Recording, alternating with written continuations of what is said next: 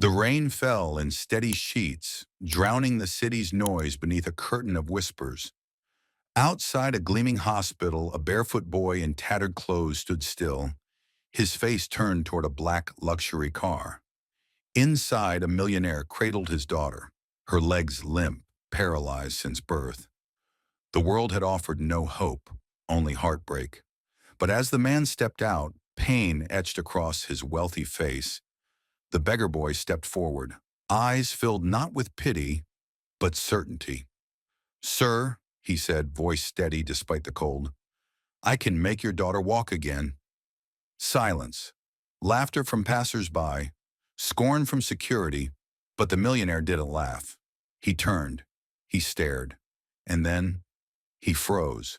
Because what that boy whispered next shook not just his heart, but his very beliefs. The air in downtown Boston buzzed with its usual weekday chaos. Honking horns, clicking heels, murmurs of businessmen on their Bluetooths, and the ever-present symphony of city life. Towering skyscrapers cast long shadows over the sidewalks, where the rich strolled briskly and the poor, invisible to most, lingered by alley walls and storefronts. But in that concrete jungle, one particular day was about to become unforgettable. Maxwell Crane was no stranger to the city. He wasn't just another suit walking down Boylston Street. He was the suit. CEO of a multi-billion-dollar tech conglomerate, he was the man behind nearly every smart device people used. His name was whispered in boardrooms, printed in Forbes, and mentioned in awe at Ivy League universities. And yet, despite his fame and fortune, Maxwell carried a weight no amount of success could lift. Beside him, wheeled gently by a private nurse, was his 8-year-old daughter, Olivia. Just a year ago, Olivia was a bundle of energy, running, twirling, dancing in their glass-walled penthouse as music played in the background. But one rainy afternoon, a tragic car crash took everything. Maxwell survived with minor injuries. But Olivia, she hadn't walked since. Her spinal cord was damaged, the doctor said. Permanent, they whispered behind closed doors. He tried everything. Europe's best clinics, robotic exoskeletons, spinal implants, stem cell trials. Nothing worked. Every time they said, "We're sorry, Mr. Crane," a little more of him shattered.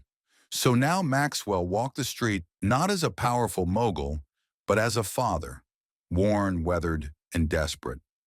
On this particular day, he had taken Olivia to a specialist downtown, yet again chasing a sliver of hope. The prognosis was the same. No improvement, no miracles, just reality. As they exited the clinic, Maxwell paused at the corner to flag down his chauffeur-driven car. The city bustled around him, but his world was muted. Olivia, once full of spark, now sat with quiet eyes watching pigeons chase crumbs. And that's when it happened. A voice, scratchy but confident, rose behind them. "Sir, I can make your daughter walk again." Maxwell turned, startled. Standing just a few feet away was a boy, barefoot, maybe 12 or 13. His skin was smudged with dirt, his hair matted, and his clothes torn at the seams. A satchel that looked like it had survived a war hung over his shoulder. And yet, despite his appearance, his gaze didn't waver. He looked straight into Maxwell's eyes, not with arrogance, but with purpose. The private nurse stepped forward, protective. "Back off, kid," she barked. "Leave them alone." But Maxwell raised his hand. Something in the boy's voice, in his tone, made him hesitate. "You said you can make her walk again?" he asked, his voice sharp with disbelief. The boy nodded. "I've been building something. I've read books, manuals, medical reports. At the library online, when I can sneak onto the computers, I've drawn the schematics. I know how her muscles could respond if the device compensates for her spinal gap. I've studied how nerves fire. Even if they're partially damaged, it can work. I know it can." Maxwell stared, unsure whether to laugh or be alarmed. Was this child mentally ill? or just bold? You're what? An engineer now? Maxwell said with a hint of sarcasm. You sleep on the street, but you've invented a spinal breakthrough? The boy didn't flinch. He opened his satchel and pulled out a piece of folded, grimy cardboard. Carefully, he peeled it open. It wasn't cardboard at all. It was a makeshift blueprint drawn on the back of an old cereal box using pencil, ink, and even colored markers. Maxwell leaned in, curious despite himself. What he saw made him go still. The design, the structure, the angles. It wasn't just scribbles. It was an exoskeletal brace, advanced, but with simplified mechanics to assist with balance and movement. It mirrored something his engineers had been working on, spending millions of dollars and months of testing. But here it was, in the hands of a barefoot boy with calloused hands and haunted eyes. Maxwell's heartbeat quickened. Where did you learn this? He asked, voice lower now. Books, free online courses, MIT lectures on YouTube. I watch them through cafe windows sometimes. I sleep near the back entrance of the university library. The janitor lets me in when no one's looking. I don't go to school anymore, but I learn every day. A silence settled between them. Around them, the city moved on. People passed by, unbothered, unaware that something extraordinary was unfolding on a sidewalk. Olivia, still quiet, suddenly looked at the boy and asked softly, "What's your name?" The boy glanced at her, surprised. "Eli," he replied. "Eli Carter." Maxwell stepped closer. "And what do you want in return, Eli?" he asked, suspicious. Eli paused, then shook his head. "Nothing. I just want someone to believe me. I just want to matter." That word hit Maxwell like a punch to the chest. In that moment, something shifted. He no longer saw a beggar. He saw a mind, a brilliant, raw, untamed spark that had never been given a chance to shine. A young inventor cast aside by circumstance. Maxwell turned to his nurse and said something that shocked even himself. "Cancel my meetings today." Then to Eli, "Show me what you've built." And just like that, the journey began. Maxwell Crane had closed billion-dollar deals in penthouses and stood in the boardrooms of global giants. But that afternoon, he found himself following a barefoot boy down a narrow alley behind the Boston Public Library toward a forgotten underpass that reeked of wet concrete and oil fumes. His polished leather shoes clicked awkwardly against the damp pavement, while Olivia was wheeled quietly beside him, her eyes flicking curiously toward the shadows dancing beneath the bridge. Eli Carter moved with confidence through the filth and silence, ducking under rusted beams and weaving past piles of junk like it was his second home, because in truth, it was. They arrived at a hidden space between two massive support columns, partially covered by a torn blue tarp. "This is it," Eli said, pulling back the tarp with one hand. Maxwell raised an eyebrow. He wasn't sure what he expected. A box of wires? A stolen wheelchair with duct tape? But what he saw left him speechless. Beneath that tarp was a world Eli had created from scraps, literal trash turned treasure. There were stacks of old radios, dismantled bicycle parts, broken drones, and even what looked like pieces of old hospital equipment. A makeshift workbench built from a discarded door balanced atop two cinder blocks. Spools of wire, crumpled notebooks, circuit boards, and tiny hand-labeled jars filled with screws and capacitors surrounded the area. In one corner, under a wool blanket, was a sleeping bag and a single candle stub. "This is where I work," Eli said, with no shame. "And sleep." Maxwell walked around slowly, overwhelmed. "You did all this alone?" Eli nodded. "I've been out here for almost 2 years. My mom used to work at a nursing home before she passed. She'd bring home old medical manuals. I read them all. Then I started collecting broken tech, fixed them, and taught myself. I can't afford school. But knowledge? That's free, if you're hungry enough to find it." Maxwell watched as Eli moved to a corner and carefully pulled out a strange-looking device. It was made of lightweight tubing, elastic bands, and rudimentary wiring. Despite its rough appearance, the structure looked eerily similar to early-stage mobility suits being developed in top-tier labs. "This is what I call stride," Eli said. "It's designed to detect minimal muscle movement and amplify it using tension mechanics. No heavy motors, just support. For people like your daughter, who still have partial function, it might help them walk again." Maxwell crouched beside the prototype. "Have you tested it?" Eli hesitated. "Only on myself. I attach weights to simulate lower body weakness. It works for small distances, but I haven't been able to calibrate it perfectly without a real subject." Olivia, who had been silent all this time, raised her hand slowly. "I want to try," she whispered. The nurse looked horrified. "Absolutely not, Mr. Crane. She's a child." Maxwell stood, torn between caution and something he hadn't felt in years. Hope. "We'll observe. Just a fitting. No walking yet." Eli nodded in agreement. "Of course." With delicate fingers, Eli fitted the brace over Olivia's legs, adjusting the straps, tightening cords, and explaining each movement like a professional. Olivia's face lit up with a curiosity Maxwell hadn't seen since before the accident. She wasn't afraid. She was fascinated. "The idea is," Eli explained, "that with each small twitch of her muscles, this system redirects the energy to give lift. I designed it with spring tension in mind, using parts from broken scooters and bikes. The exoskeletal support balances posture." Maxwell watched in awe. "You're thinking like a biomechanical engineer." "I'm thinking like someone who doesn't have time to waste," Eli replied. After the brace was secured, Olivia smiled. "It doesn't hurt. It's light." Eli nodded. "That's the point." Maxwell stepped back, hands trembling slightly.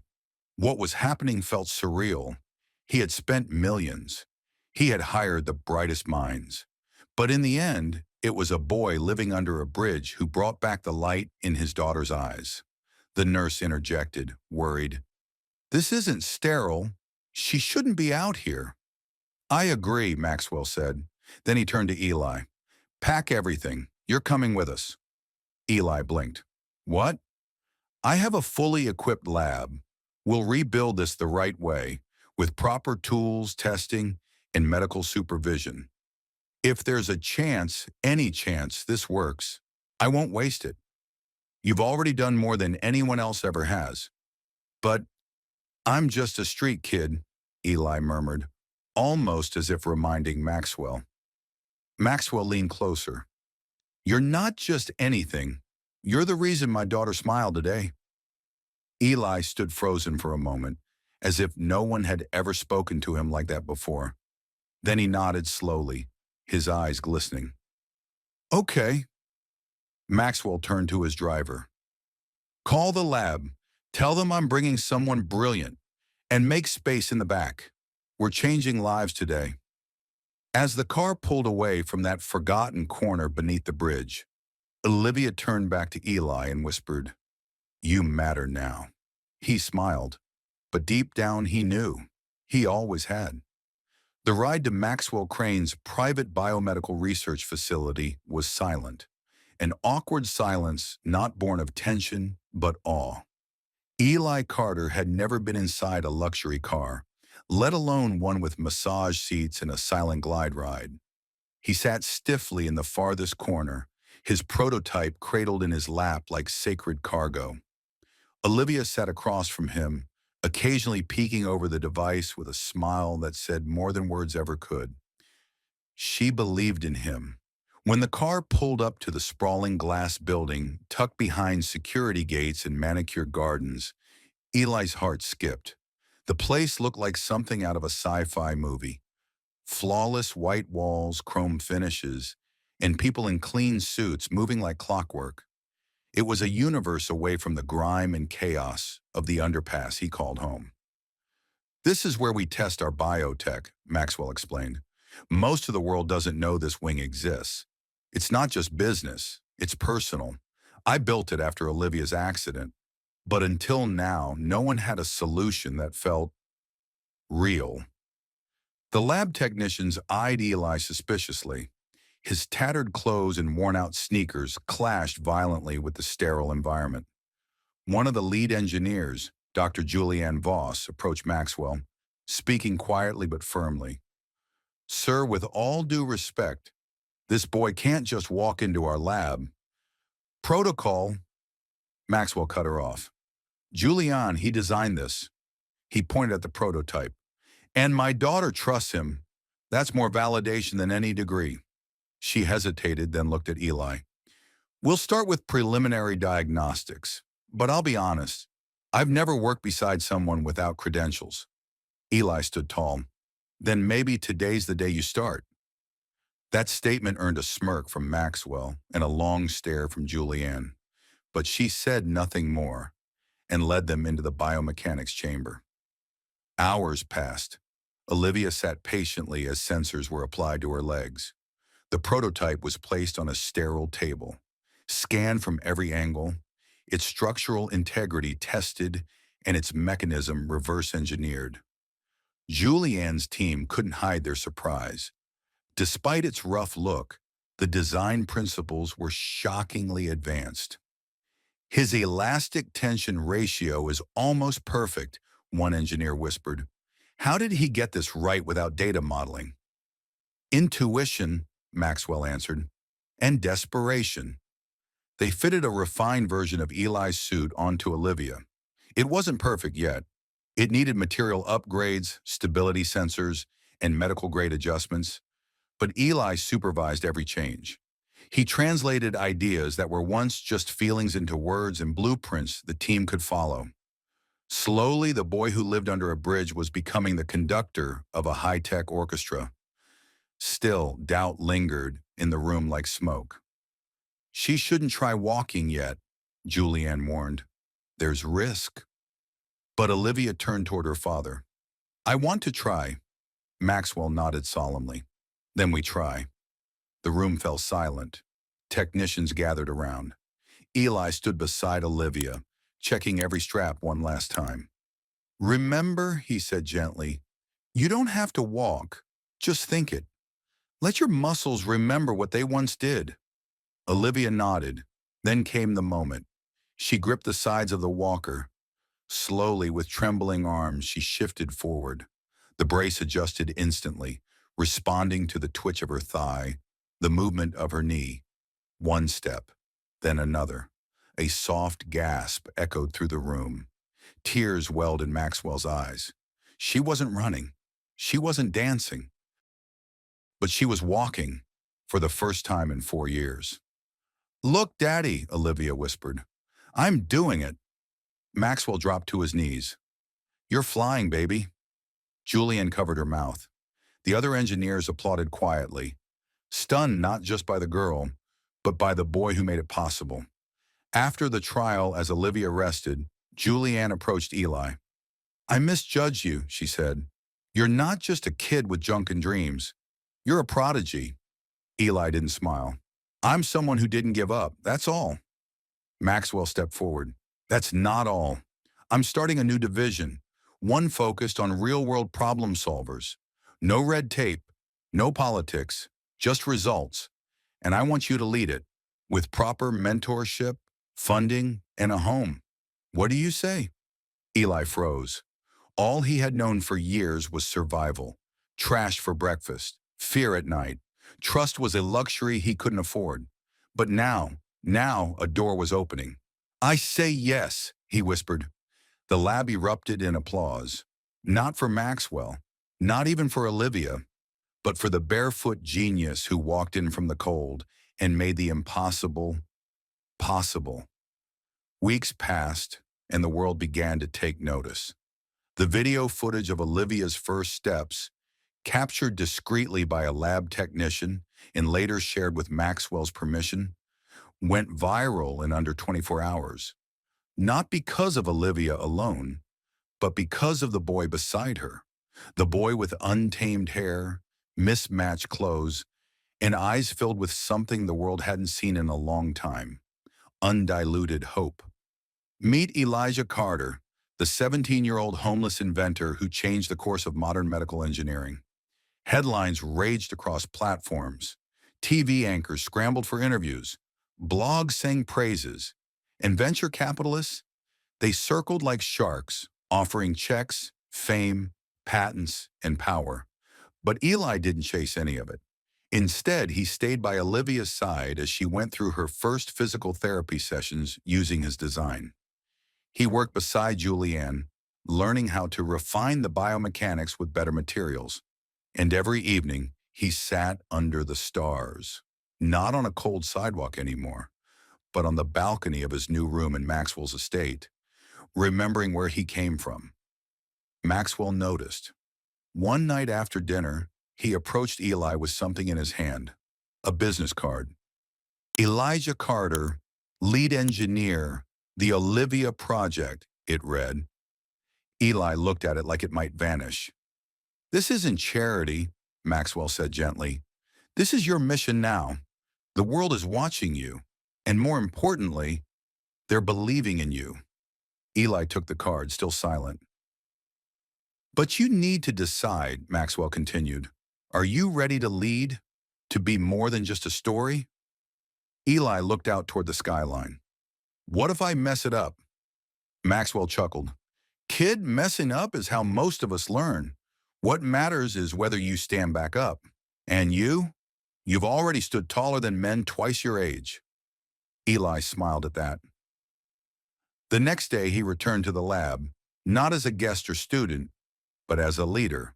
He gathered the team and laid out a plan: improve the prototype, reduce its cost, and build scalable models for kids like Olivia all over the world. Julian stood behind him, proud.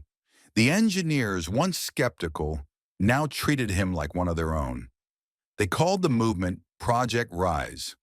3 months later, at a global tech expo in Berlin, Olivia walked onto the stage unaided, wearing the latest version of the suit.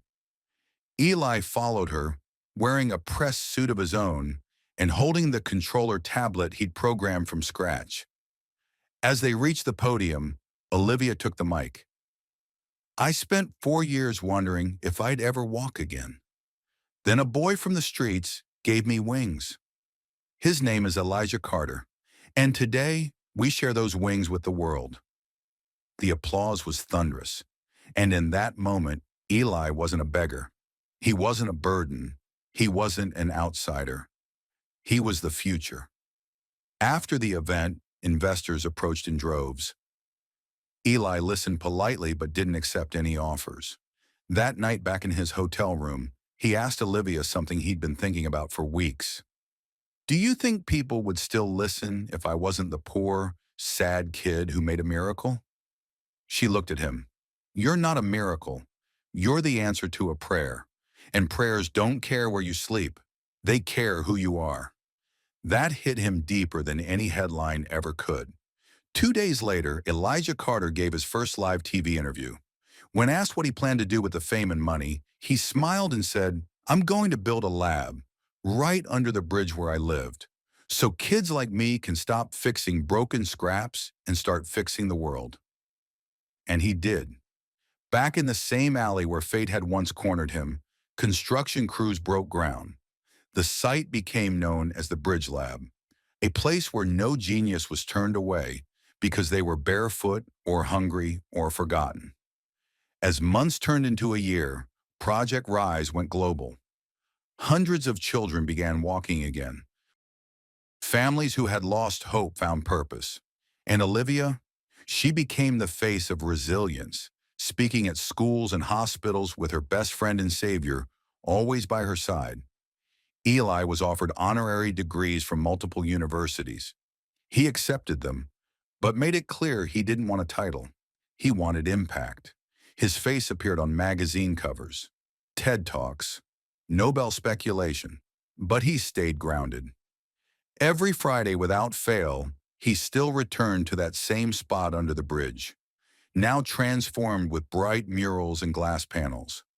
He'd sit quietly and sketch, and when kids came by, curious or lost, he'd hand them a toolkit, a blueprint, and a warm meal. Because Eli never forgot. He remembered the days when he felt invisible. He remembered what it felt like to be seen for the first time. And he remembered the moment a little girl believed in a boy with rusted metal and a dream. The day the beggar boy made the millionaire freeze was not just a chance encounter. It was the start of a revolution. Eli had become more than a symbol. He was a beacon of hope, proof that sometimes the most overlooked people hold the keys to the greatest miracles.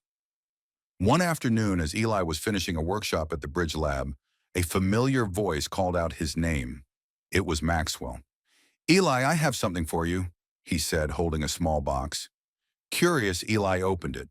Inside was a simple gold ring engraved with the words, "Vision, courage, change." Maxwell looked him in the eye. "This is for you, not for the boy you were, but for the man you've become." Tears welled up, but Eli swallowed hard. "I couldn't have done any of this without Olivia, without everyone who believed when no one else did." Maxwell smiled. "Then let's make sure the world never forgets." And so the Elijah Carter Foundation was born, a nonprofit dedicated to providing tech education and medical assistance to disadvantaged children worldwide. But Eli's journey was not without challenges. Jealous competitors tried to discredit him, politicians questioned his lack of formal education, and some old friends doubted the boy who once begged on the streets. Yet Eli's response was always the same. Action. He worked harder. He learned more. He stayed humble. One evening during a gala celebrating the foundation's first anniversary, Eli was asked to speak. He looked out at the crowd of millionaires, doctors, and dignitaries. "Many of you see me as a miracle," he said, "but I see something else. I see the power of belief, the power of kindness, the power of a single moment." He paused, remembering that day on the street corner. "When I told that millionaire, 'I can make your daughter walk again,' I wasn't just promising her steps. I was promising a future where no child's potential is limited by their circumstance." The room was silent. "And that future isn't just mine, it's ours." Olivia stood beside him, smiling. Together, they symbolized the extraordinary impact of faith, grit, and second chances. Outside the gala, news crews lined the red carpet. One reporter asked Eli what advice he had for young people struggling today. He answered simply, "Your beginnings don't define your end. Keep dreaming, keep fighting, and never ever let anyone make you feel invisible." As cameras flashed and applause erupted, Eli's heart was full, because he had learned the most important lesson of all. No matter how broken the past, the future always holds the promise of walking tall. Thank you for watching this incredible journey of hope and transformation. What do you think is the most powerful lesson from Eli's story? Have you ever witnessed a moment that changed someone's life forever? Share your thoughts in the comments below. I'd love to hear your stories. If you believe in the power of real stories that inspire and uplift, don't forget to subscribe to the Arc of Stories. We bring you heartfelt, powerful tales that remind us all that no matter where we start, we can walk toward a brighter future. Hit that subscribe button and join our community today, because every story matters.